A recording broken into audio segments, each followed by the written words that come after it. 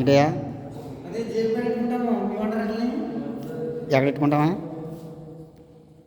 జేబుకా అయ్యా badge badge అది చేయించండి పెట్టుకుందాం.